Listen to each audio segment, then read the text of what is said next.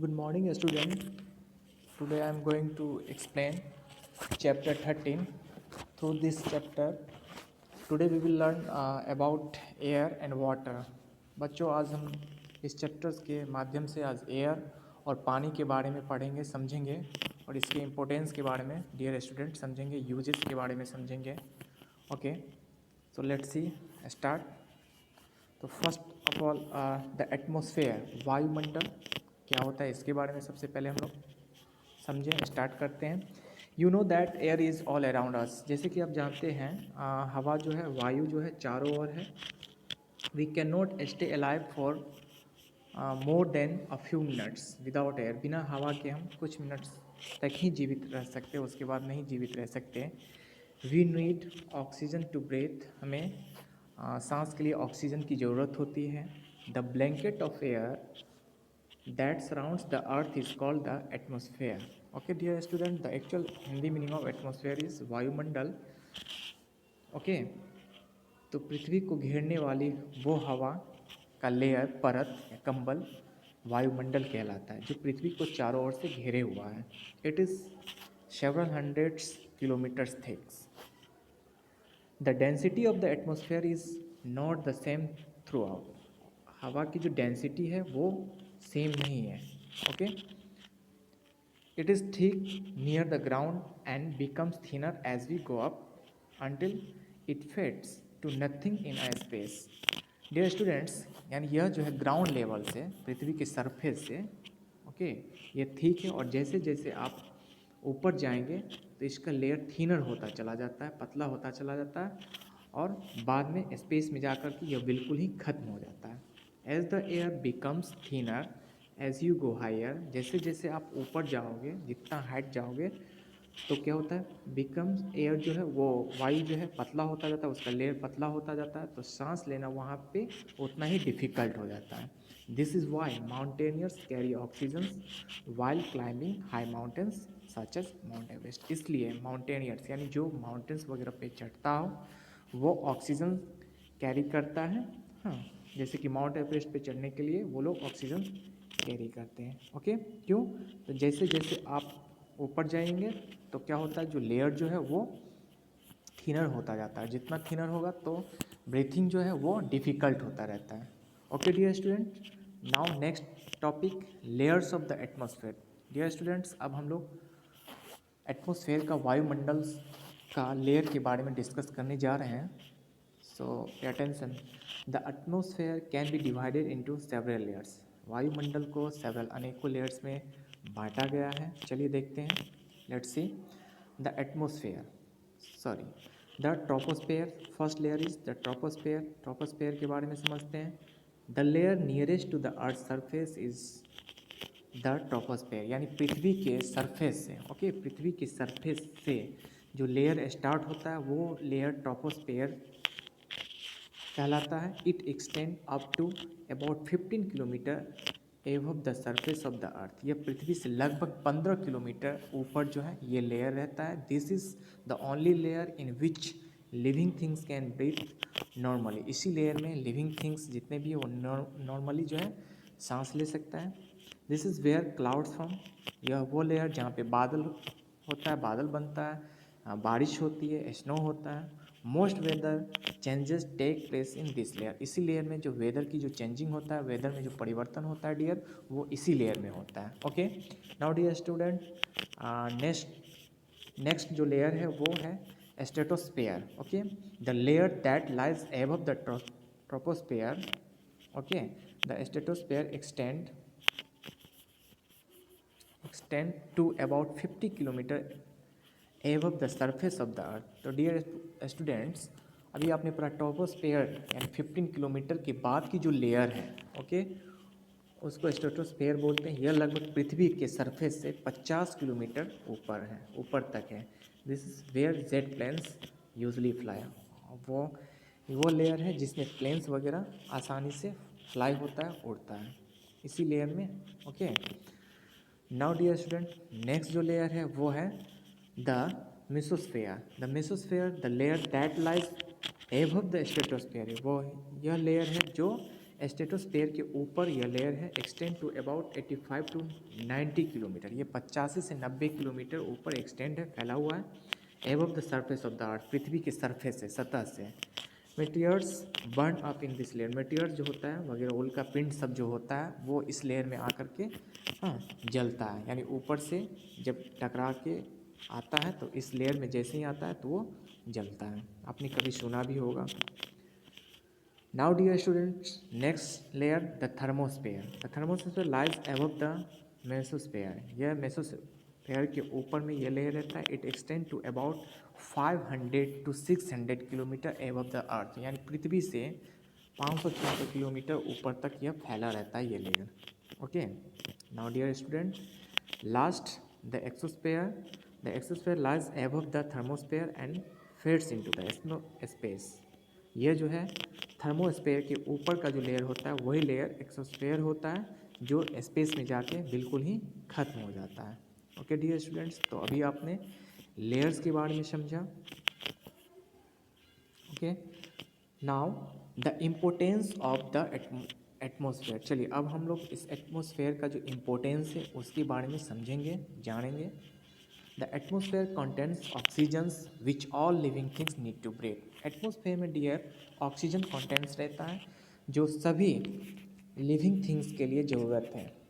And it also contents carbon dioxide which is used by plants to make food for the living world. और इसमें carbon dioxide भी include है जिसका use, जिसका इस्तेमाल plants अपना भोजन पकाने में, बनाने में करता है। Okay, the atmosphere absorb a large part of the heat in sunlight. Atmosphere जो है वो सूर्य की प्रकाश से गर्मी जो है एब्जॉर्ब करता है, सूर्य की गर्मी को एब्जॉर्ब करता है and prevents the earth from getting over heated, और हमारे पृथ्वी को ओवर हीटेड होने से बचाता है। At night it retains heat and prevent the earth from getting freezing cold, और रात के समय ये पृथ्वी को हाँ फ्रीजिंग कोल्ड से ये प्रिवेंट करता है, बचाता है। Okay, the stratosphere contents a layer of a gas called ozone. और स्ट्रेटोस्फेयर लेयर में आपको एक गैस है जिसको ओजोन बोलते हैं। ओके डियर स्टूडेंट्स, ये भी बहुत इम्पोर्टेंस है इसका भी। क्या इम्पोर्टेंस है? The sun gives out rays known as ultra violet rays. सूर्य एक रोशनी, एक प्रकाश देती है जिसको हम लोग अल्ट्रा वायलेट रेज के नाम से जानते हैं, which are harmful to living things, जो लिविंग थिंग्स के लिए बहुत ही हार्मफुल है। This rays causes skin cancer, इस रेज की वजह से, उस किरण की वजह से स्किन कैंसर हो सकता है, प्रॉब्लम्स इन द आइज, और आँख में समस्याएं हो सकती हैं। The ozone layer absorb most of this harmful rays. वो जो ओजोन लेयर है वो क्या करता है, इस हार्मफुल रेज को अपने में एब्जॉर्ब कर देता है एंड दस protects all the living things on the अर्थ, और इस प्रकार से पृथ्वी पे जितनी भी लिविंग थिंग्स है उसको बचाता है। Okay dear, what does air content. Next topic जो है हवा में क्या कंटेंट है इसके बारे में डियर हम लोग डिस्कस करेंगे, जानेंगे। Air is the mixture of gases. हवा क्या है, वायु क्या है? गैसेस का mixture say about 78% of the air is nitrogen. बता रहे हवा का लगभग 78% जो है नाइट्रोजन है, 21% is oxygen and 1% is mainly argon and carbon dioxide, और 1% में आर्गन और कार्बन डाइऑक्साइड है। Air contains a small amount of carbon dioxide. तो डियर स्टूडेंट्स, एयर में कार्बन डाइऑक्साइड जो है एकदम स्मॉल अमाउंट्स में, about 0.03%, but it is very important for the living world as plants use it to make food। लेकिन यह बहुत ही ज़रूरत है लिविंग वर्ल्ड के लिए क्योंकि इसका यूज, इसका इस्तेमाल प्लांट करता है। ओके डियर, जैसे कि आपने अभी समझा, प्लांट्स जो है वो आपको कार्बन डाइऑक्साइड ही यूज़ करता है, अपना भोजन बनाता है, और जितने भी लिविंग हैं, एनिमल्स हैं, ह्यूमन है, सब प्लांट्स पे डायरेक्ट और इनडायरेक्ट डिपेंड है, क्योंकि हम लोग अपना भोजन कहाँ से प्राप्त करते हैं? पेड़ पौधे से प्राप्त करते हैं। अगर पेड़ पौधे को कार्बन डाइऑक्साइड नहीं मिलेगा तो वो अपना भोजन नहीं बना पाएगा वो। ओके, लिविंग थिंग्स माने एनिमल्स में देख लेते हैं थोड़ा सा, तो जो शाकाहारी जो पेड़ पौधे खाते हैं तो वो उसी पेड़ पौधे पे जीवित है। मांसाहारी तो शाकाहारी को खा करके वो उस पर जीवित है। तो डायरेक्ट और इनडायरेक्ट में सब प्लांट्स पे ही डिपेंड है। Okay dear, air also contents varying amounts of water vapour, dust and smoke. हवा में और क्या क्या नियंत्रित है? तो amounts of water vapour, okay, dust and smoke. Water vapour in the air comes from the evaporations of the water in oceans, rivers and lakes. अब dear students, हवा में ये वेपर कैसे आता है? तो ये डियर इवोपरेट होकर के, यानी ओशन से, महासागर से, नदियों से, झीलों से ये इवोपरेट होकर के वो आता है when there is a lot of water vapor in the air. For example, during the rainy seasons we say that it is humid. The amount of water vapor in air is called humidity. Okay, rainy season में mostly होता है ऐसा, ठीक है। तो we say that humid and the amount of water vapour, यानी हवा में वाटर वेपर होना ही ह्यूमिडिटी कहलाता है। Hot humid days are uncomfortable, you sweat a lot and your skin feels sticky. क्या होता है ह्यूमिड डे में? क्या होता है? चिपचिपाहट होता है स्किन में, स्टिकी में चिपचिपाहट होता है और पसीना चलता रहता है। तो ये जो है ह्यूमिड डे वो आपको अनकम्फर्टेबल होता है। Okay, now dear students, next जो टॉपिक है वो है प्रॉपर्टीज़ ऑफ एयर। अब हम लोग, अभी तक हमने इम्पोर्टेंस ऑफ एयर के बारे में जाना, एयर में क्या क्या है वो उसके बारे में समझा। नाउ नेक्स्ट टॉपिक जो है वो प्रॉपर्टीज़ ऑफ एयर। ओके, चलिए एयर के प्रॉपर्टीज़ के बारे में अब हम लोग अच्छे से समझते हैं। एयर ऑक्यूपाई स्पेस, हवा जो है, वायु, वो स्पेस ऑक्यूपाई करता है। Okay, air is everywhere but you can not see it. हवा जो है, वायु प्रत्येक जगह है, हर जगह है, लेकिन हम उसे नहीं देख सकते। You feel air when the wind blows और when the fan is on. जब पंखा ऑन होता है, जब हवा चलती है, तब हम सिर्फ फील करते हैं। एन एम्प्टी कप और a glass is not real empty. एक खाली कप और ग्लास जो है रियल में एम्प्टी नहीं होता, it is filled with air. वो हवा से भरा हुआ होता है। एयर ऑक्यूपाइज स्पेस, उसके अंदर की स्पेस को हवा जो है रिजर्व किए रखता है। Okay, here is an easy way to show that air occupies space. हाँ, यहाँ पे हम देख सकते हैं एक्सपेरिमेंट के द्वारा जो हवा कैसे स्पेस को ऑक्यूपाई करता है। Take an empty glass and pour water into it. एक खाली ग्लास ले लो और उसमें पानी प्रवाह करो, डालो, वाटर इजीली फिल्स द ग्लास। तो क्या होता है, आसानी से पानी वाटर में आ जाता है, यानी ग्लास भर जाता है। What happens to the air, air क्या होता है? That was in the glass, जो हवा ग्लास में रहता है वो क्या होता है? It escape from the top as water fills. वो क्या होता है, जैसे जैसे ग्लास में पानी भरता है वो escape हो जाता है। Now let us see what happens if we do not allow the air to escape from the glass. चलो अब हम ये देखते हैं, अगर हम ग्लास से हवा को न जाने दें तो क्या होगा, क्या होता है, चलिए देखते हैं। Take a bowl half filled with water.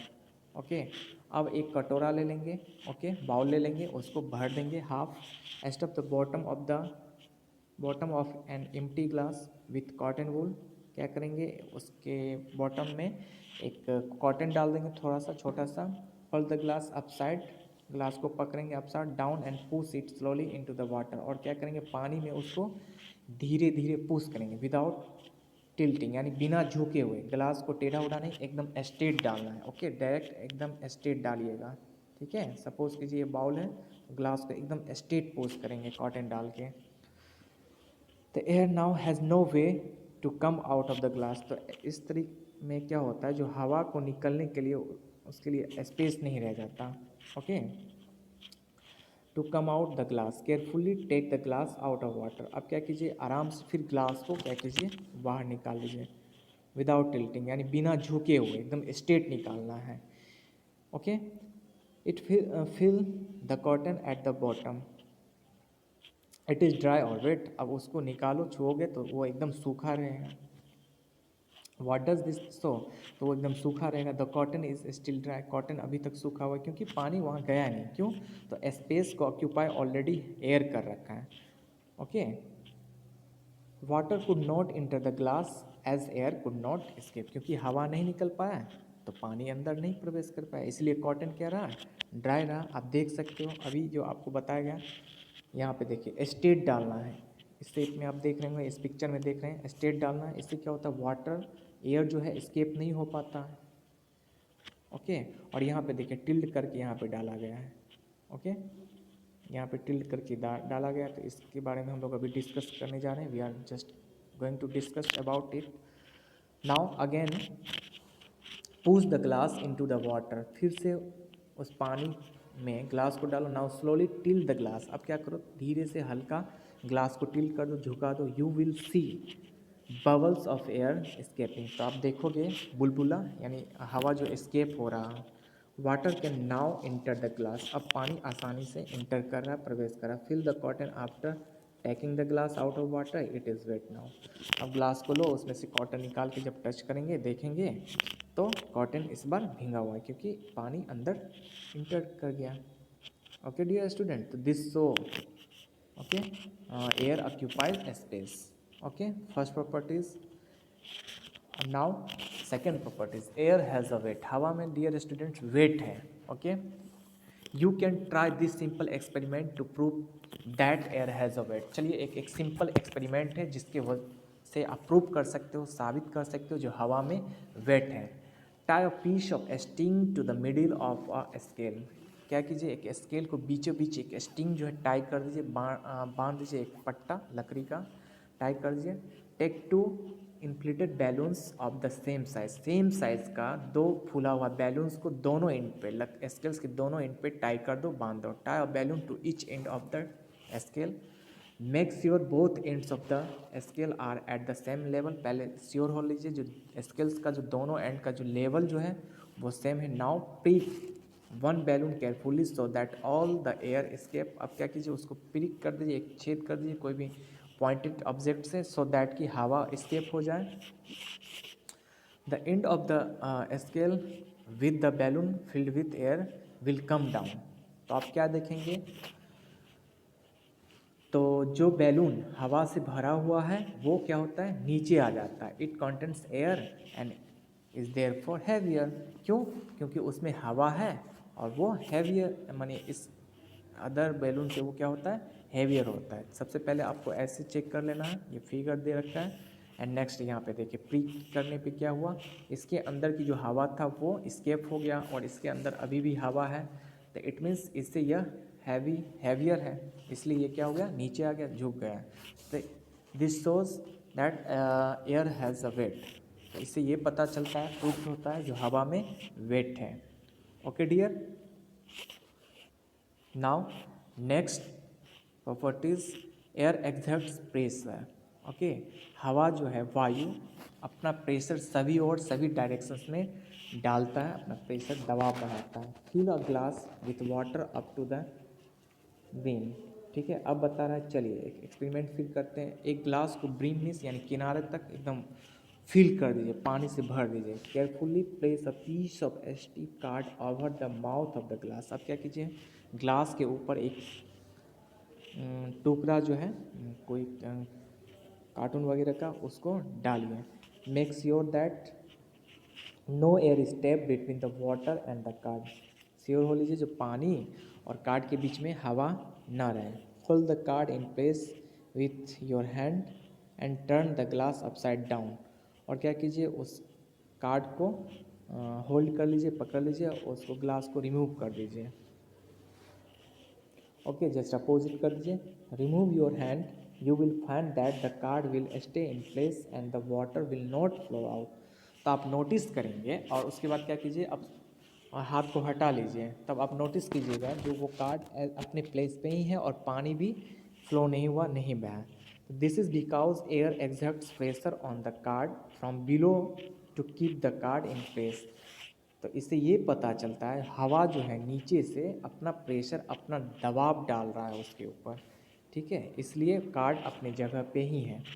Here the pressure exerts by air upwards is more than the pressure exerted by water downwards, तो यहाँ जो है ये सो चलता है, ये सपोज कीजिए ये कार्ड है, ठीक है, तो ये ग्लास है, ओके, यहाँ पे ग्लास है, तो इसके अंदर की जो प्रेशर जो एग्जर्ट करा है इसके ऊपर डाला है, उससे ज़्यादा प्रेशर नीचे से हवा अपना प्रेशर इसके कार्ड के ऊपर दे रहा है, ठीक है, जिसकी वजह से कार्ड अपनी जगह पे है।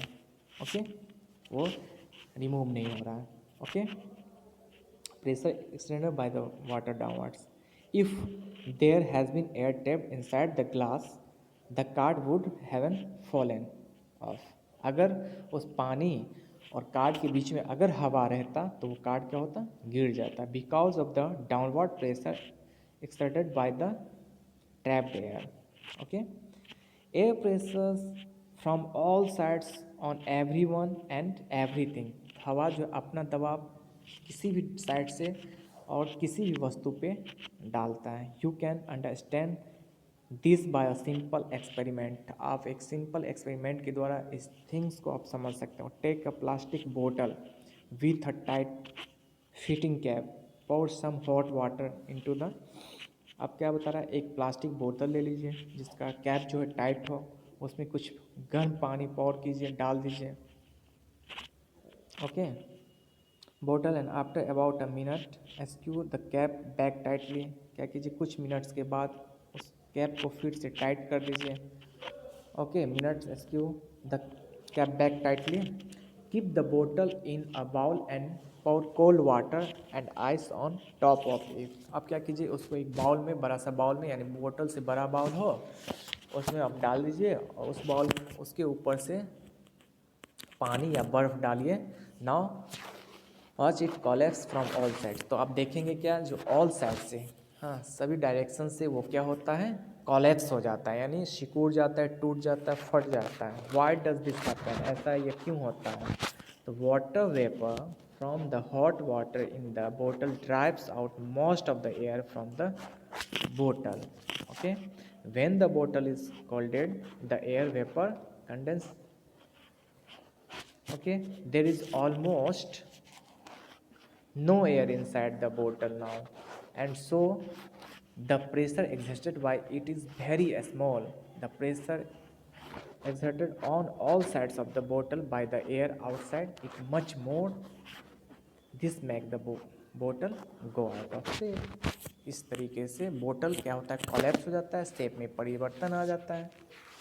ओके, ये स्टूडेंट साइंस प्रैक्टिकली चीज़ है, एक्सपेरिमेंट करेंगे तो बेटर अच्छे से समझ में आएगा। ओके, ऐसा आप करेंगे, सिंपल है। एक प्लास्टिक बोतल लेकर के हॉट वाटर उसमें डाल के टाइट कर लिया, थोड़ी कुछ मिनट्स के बाद फिर से उसको एक बार टाइट करके, और आप एक बोतल से बड़ा एक बाउल लेकर के उसमें आप ठंडा पानी डालोगे तो आपको ये थिंग समझ में आ जाएगा। Okay, using air pressure. चलिए अब हम हवा के प्रेशर का इस्तेमाल हम लोग जो करते हैं किन किन चीज़ों में, इससे क्या बेनिफिट्स हैं, चलो देखते हैं।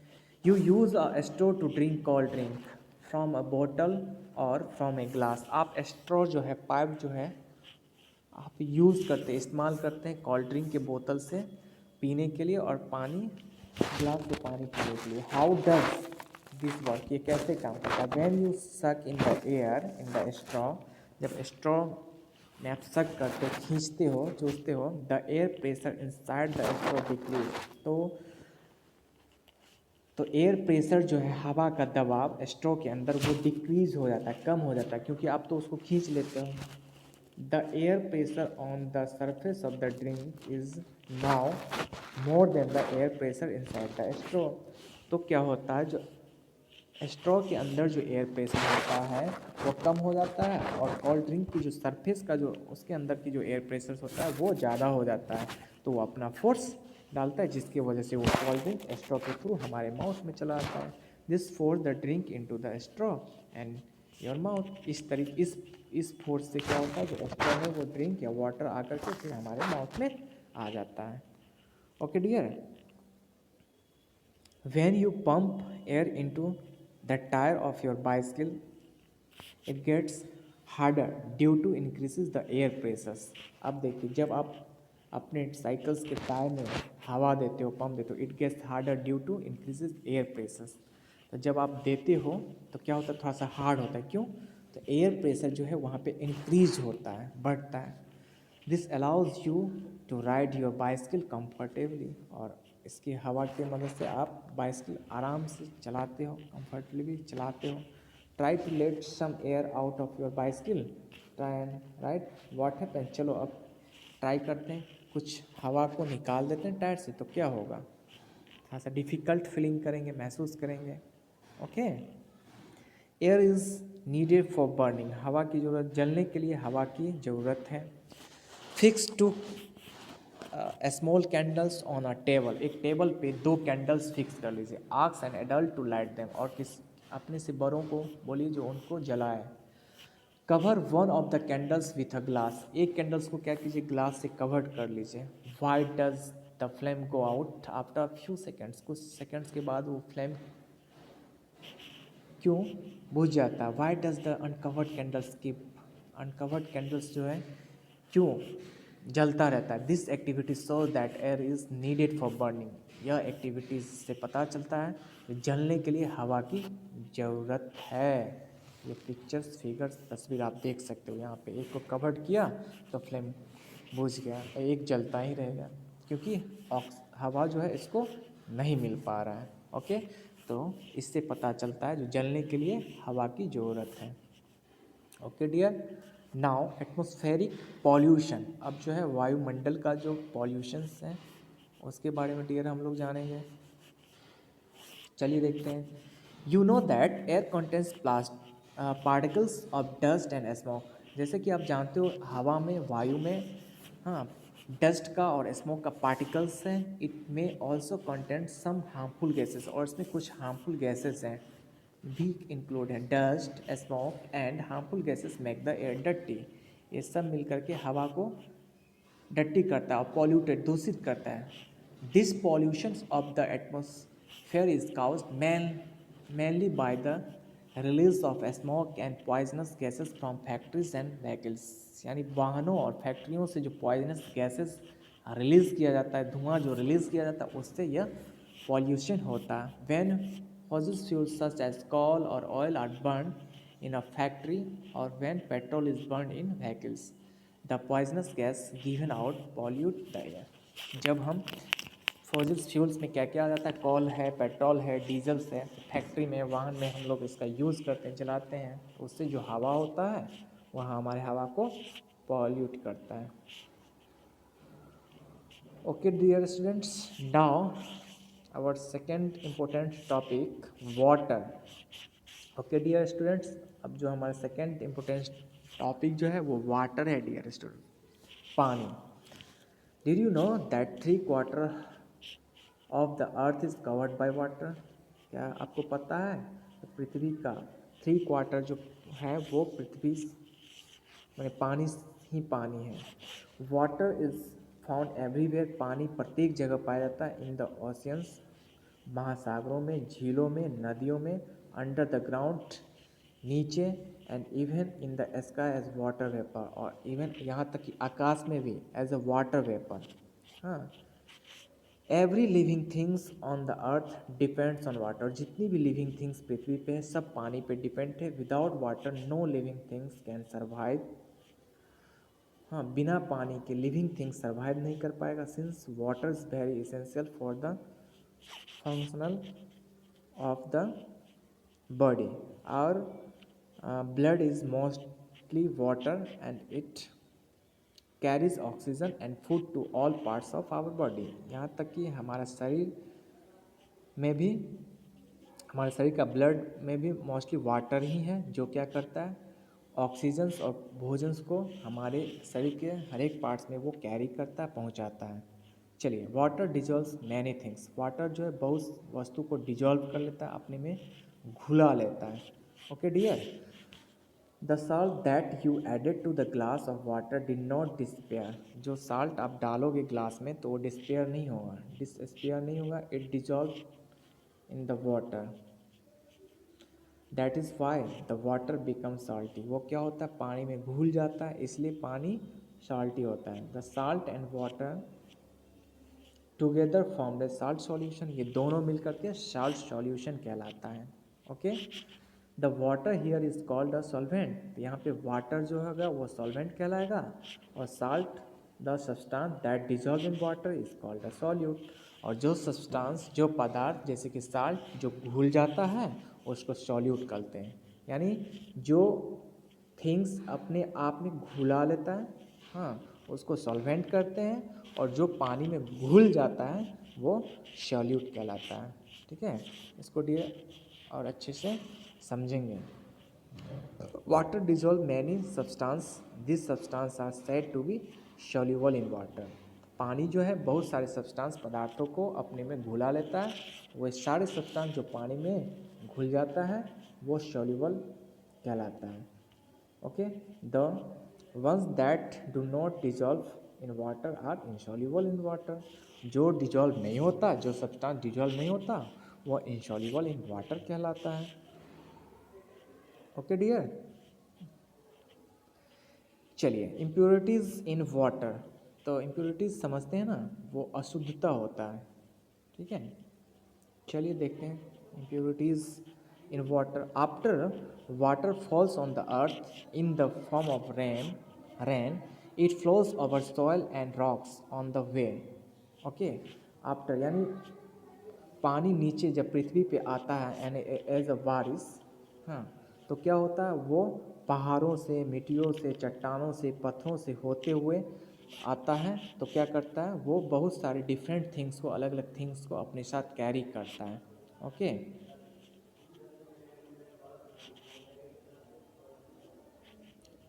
ओके डियर, रिमूविंग, तो टॉपिक्स थोड़ा सा देख लीजिए dear students.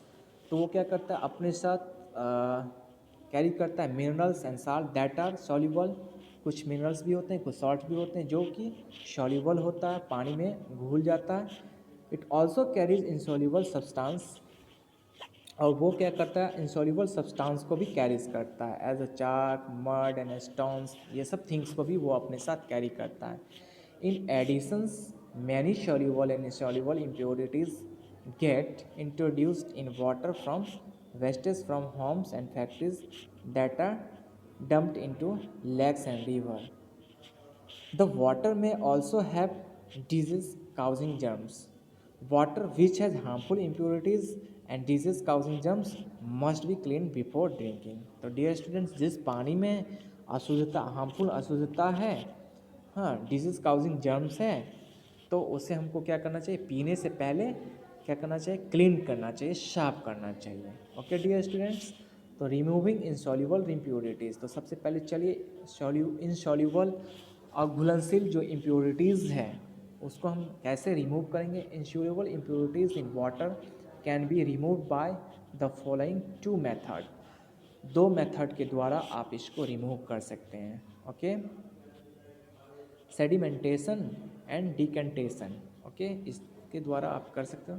Take a glass of water, चलिए आप क्या कर बता रहा है, एक ग्लास ले लो, put some mud in it and say, okay, कुछ क्या कीजिए, मड ले लीजिए और उसमें डाल दीजिए एंड स्टायर, उसको क्या कीजिए, मिला दीजिए।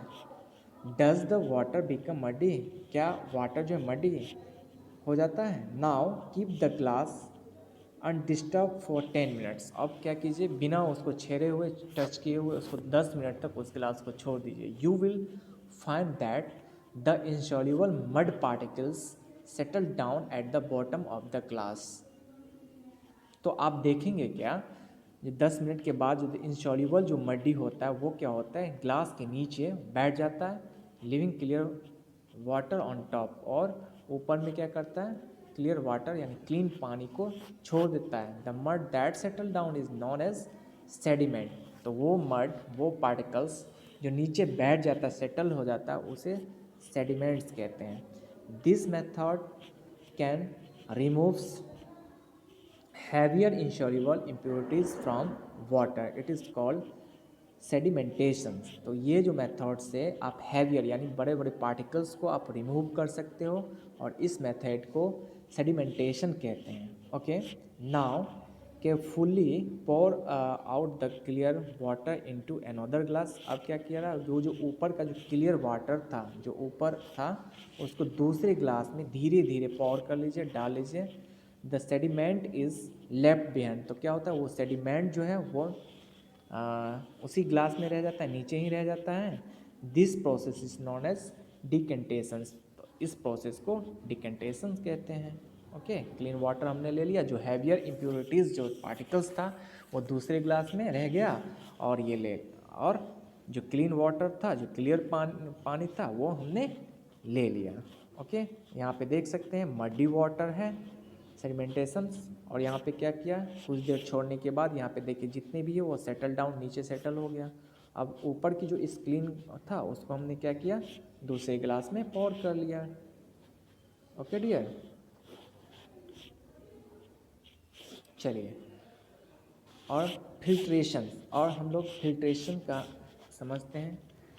Take muddy water in a glass, एक मडी वाटर जो है एक ग्लास में ले लो, pour it into another glass through a piece of cotton cloth. अब क्या करेंगे, फिल्ट्रेशन का मेथड है। अब क्या करेंगे, एक कॉटन क्लॉथ ले लेंगे और कॉटन क्लॉथ के थ्रू हम दूसरे ग्लास में उस मडी वाटर को डालेंगे। Does the cloth hold back most of the mud giving cleaner water. तो क्या करता है, क्या वो क्लॉथ जो है मड को रोक लेता है, होल्ड कर लेता है और क्लीन वाटर देता है। दिस इज बिकॉज, यह ऐसा इसलिए होता है, the holes in the cloths are small, कपड़े में जो होल जो होता है वो स्मॉल होता है, and the bigger mud particles can not pass through them. तो बिगर पार्टिकल्स जो होता है वो उस पास नहीं कर पाता, ठीक है, इसलिए मड को रोक लेता है और क्लीन पानी नीचे आ जाता है। ये ऑलरेडी आप जानते होंगे। और filter paper has very tiny holes in it. Filter paper सब में क्या होता है, बहुत छोटा छोटा छेद होता है। They are so small that you can not even see through them. उतना छोटा होता है जो आप उसको देख भी नहीं सकते। It can be use to filter out the mud to get water free from insoluble impurities. इसका यूज़, इसका इस्तेमाल पानी को शुद्ध करने के लिए, यानी इनसॉल्युबल इम्प्योरिटीज़ से फ्री करने के लिए इसका यूज़ किया जाता है। लेट अस सी हाउ, चलो देखते हैं कैसे। Add some mud to water and stir. एक ग्लास में माने पानी में कुछ मड को डाल के उसको स्टार कीजिए, मिला दीजिए। टेक अ फिल्टर पेपर, एक फिल्टर पेपर ले लो, fold the filter paper into half and then into a quarter. उसको हाफ में करके फिर उसको क्वार्टर में फोल्ड कर दीजिए। Open it out to make a cone. जब उसको ओपन करेंगे तो कॉन शेप में बन जाएगा, जिसको फनल बोल। टेक अ फनल, एक फनल ले लीजिए। फनल समझते हैं ना, फनल आप लोग के घर में केरोसिन और या डीजल पेट्रोल वगैरह सब में देखते होइएगा। ये फनल हो गया, ओके। और उसके अंदर जो है कौन के शेप में जो है ये पेपर है, filter paper. Okay dear students, and place the filter paper कौन इनसाइड द फनल। उस फनल के अंदर जो है फिल्टर पेपर जो है डालिए। Place the funnels over the mouth of glass, glass के मुंह पे वो फनल डाल दो। Now pour the muddy water into the funnel. अब क्या कीजिए, मड्डी वाटर जो था उस फनल में डालिए। Clean water will collect in the glass and all the mud particles will be left behind on the field paper. तो filter paper क्या होता है, तो क्लीन पानी जो है वो आपके ग्लास में कलेक्ट हो जाता है, जितनी भी मड पार्टिकल्स होता है वो उसी में रह जाता है, हाँ, फिल्टर पेपर में ही रह जाता है। The water filter used in homes and offices has a filter, okay, handle with very fine holes in it. It is used to filter out insoluble impurities. यह क्या करता है, insoluble impurities को, जो अशुद्धता होती है उसको फिल्टर कर लेता है। ओके, चलिए। Now removing soluble impurities. तो डियर स्टूडेंट्स, पानी में आपने पढ़ा था, जो एक सॉल्युबल जो घुल जाता है और इनसॉल्युबल जो नहीं घुलता, वो दोनों रहता है। तो इम्प्योरिटीज़ जो इनसॉल्युबल है उसको हम लोग कैसे रिमूव करेंगे उसके बारे में पढ़ लिए। नाउ जो सॉल्युबल है और वो भी इम्प्योरिटीज़ है, पानी के लिए अशुद्ध है, हाँ, उसको कैसे रिमूव करेंगे। ओके, चलिए। Pour some salt water in beaker and half it, sorry heat it. क्या होता है, एक बीकर में पानी ले लीजिए, उसमें नमक मिला लीजिए और उसको गर्म कीजिए। If you hold a cold steel plate on top of the dish, अगर आप उस डिश के ऊपर एक प्लेट डालेंगे, you will find that the steam condenses to from water droplets. ठीक है, तो आप देखेंगे उस प्लेट्स के ऊपर जो है वो वेपर जो है यानी कंडेंस हो जाता है, और ड्रॉपलेट्स फ्रॉम वाटर ड्रॉपलेट्स, और पानी जैसे ही वो कूल होता है, ठीक है, तो क्या होता है, पानी में चेंज हो जाता है। डियर स्टूडेंट्स, आप ऐसे कभी किचन्स में देखे होंगे, कोई भी डिश के ऊपर हम लोग प्लेट को कवर करते हैं तो प्लेट को जिस समय हटाइएगा तो आप देखिएगा उस पर गैस के जैसा उजला उजला भाप की तरह हो जाता है। जैसे जैसे वो कूल होता है तो पानी ड्रॉपलेट्स यानी पानी के बूंद में वो चेंज हो जाता है, पानी में चेंज होता है। This water droplets are of pure water. तो वो जो वाटर ड्रॉपलेट्स है वो समझो शुद्ध पानी है, free from all soluble as well as insoluble impurities, यानी वो सभी सॉल्युबल इनसॉल्युबल से वो क्या होता है, शुद्ध हो जाता है, प्योर हो जाता है। You will notice that the salt is left behind in the dish after all the water has evaporated. आप नोटिस करेंगे कि साल्ट जो आपने ऐड किया था वो उस डिश में रह जाता है और पानी इवोपरेट होकर के हाँ निकल जाता है। तो this method of evaporation followed by condensations is used to remove soluble impurities from water. It is called distillations. Okay dear, तो दिस मेथड यानी इवेपोरेशंस और कंडेंसेशंस को यूज़ करके जो आप सॉल्युबल इम्प्योरिटीज़ को जो रिमूव करते हो, हटाते हो पानी से, उसको डिस्टिलेशंस बोलते हैं। इस मेथड को, इस प्रोसेस को डिस्टिलेशन बोलते हैं। यानी इस मेथड से आप क्या कर सकते हो, जो सॉल्युबल इम्प्योरिटीज़ है उसको रिमूव कर सकते हो। ओके, चलिए डिस्टिलेशन के बारे में अब देख लेते हैं हम लोग। The distillation process consist of 2 step. ये जो डिस्टिलेशन प्रोसेस है डियर स्टूडेंट्स, उसका 2 स्टेप्स हैं। Steps 1, water is evaporated in distillation flask by heating, यानी डिस्टिलेशन फ्लास्क में उसको गर्म करके वाटर को, पानी को इवेपोरेट करना, वाष्पीकरण करना। And step 2, the water vapour is taken to another flask called the condenser. और जो वाटर वेपर जो होता है, जो वाष्प होता है, उस वाष्प को दूसरे फ्लास्क में लेना ही कंडेंसर कहलाता है।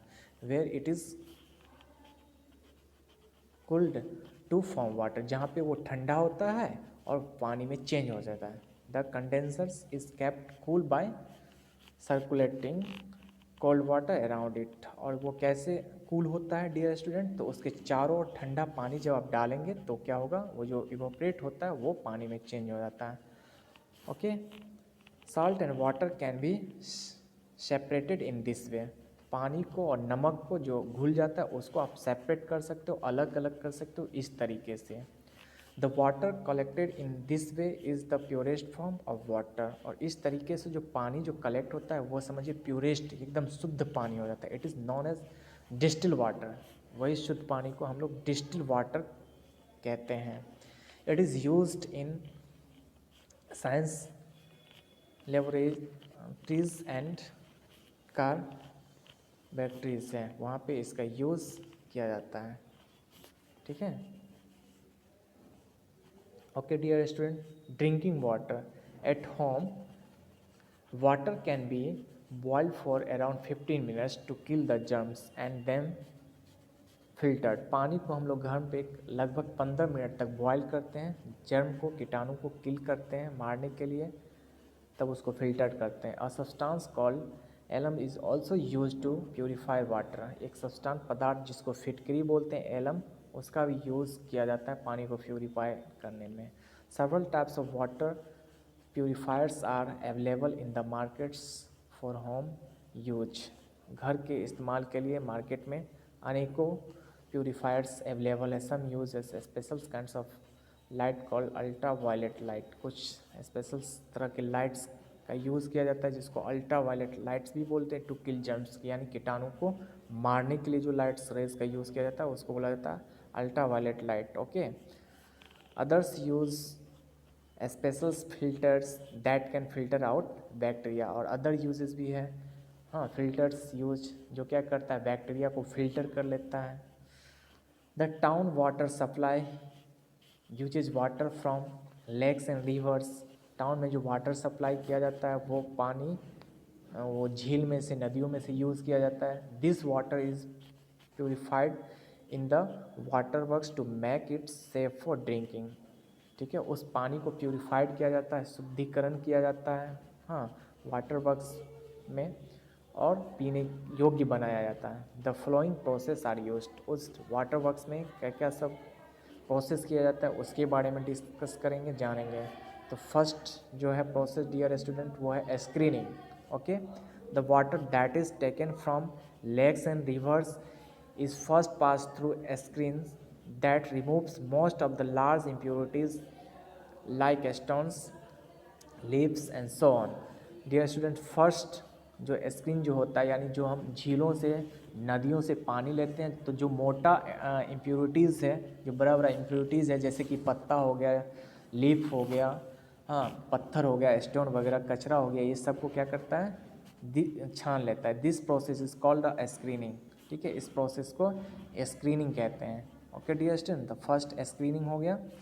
चलिए सेकंड देखते हैं सेडिमेंटेशन। सेडिमेंटेशन प्रोसेस क्या होता है? Water is first allowed to stand in large sedimentation tanks. फिर उस पानी को सबसे पहले सेडिमेंटेशन टैंक्स में लिया जाता है, स्टोर किया जाता है, where all the large insoluble solids particles settle down at the bottom. जहाँ पे क्या होता है, जितना भी इंसॉल्युबल पार्टिकल्स है वो क्या होता है नीचे जो है बैठ जाता है और क्लीन पानी जो है ऊपर रह जाता है। ओके, फिर उसके बाद का जो प्रोसेस होता है डियर स्टूडेंट फिल्ट्रेशन होता है। ठीक है, अब ऊपर का जो पानी है जो नीचे बैठ गया सेडिमेंट्स, अब ऊपर का जो पानी रेस्ट हो गया उस पानी को फिल्टर में डाला जाता है। The water is then filtered, वहाँ पे पानी को फिल्टर्ड किया जाता है through sand bits to filter out small insoluble particles, यानी छोटा छोटा पार्टिकल जिसको हम अपने खाली आंखों से नहीं देख सकते उसको वो रिमूव करता है, फिल्टर करता है। This removes most of the small insoluble particles. ये मोस्टली इंसॉल्युबल पार्टिकल्स को ये फिल्ट्रेशन प्रोसेस में रिमूव हो जाता है। Now chlorinations next, chlorine is added in small amounts to kill germs, और क्लोरीन उसमें ऐड करके किया जाता है सो दैट कि उसके अंदर की जो जर्म बच गया है वो ख़त्म हो जाए, मर जाए। इस तरीके से उसको शुद्ध किया जाता है और टाउन में फिर सप्लाई किया जाता है। यहाँ पे आप इस डायग्राम के थ्रू समझ सकते हैं। ओके डियर स्टूडेंट, सबसे पहले देखिए यहाँ पे इस झील है, तालाब है, रिवर है, वॉट एवर जो भी है वो आप समझ लीजिए। ये डियर स्टूडेंट्स आपने पढ़ा था स्क्रीनिंग के वगैरह में के बारे में। यहाँ से लिया गया स्क्रीनिंग, जहाँ पे क्या हुआ जो मोटा लीव्स स्टोन्स वगैरह जो भी था वो वहाँ पे छान लिया गया, स्क्रीन कर लिया गया, वहाँ से पानी लिया गया। अब यहाँ पे देखिए ये जो नीचे जो है वो सेडिमेंट्स हैं, हाँ, और ऊपर में क्लीन वाटर, और उस क्लीन वाटर को फिर क्या किया गया, फिल्टर किया गया। यहाँ पे फिल्ट्रेशन कर दिया गया, यानी जिसको हम नहीं देख सकते हैं फिल्टर्ड हो गया। अब यहाँ से क्लीन वाटर इसमें आएगा, जहाँ पे क्लोरीन जो है थोड़ा सा कम अमाउंट में यहाँ पे ऐड किया गया है सो दैट कि इसके अंदर की जो सिर्फ जो जर्म है वो किल हो जाए और वो फिर सप्लाई कर दिया गया।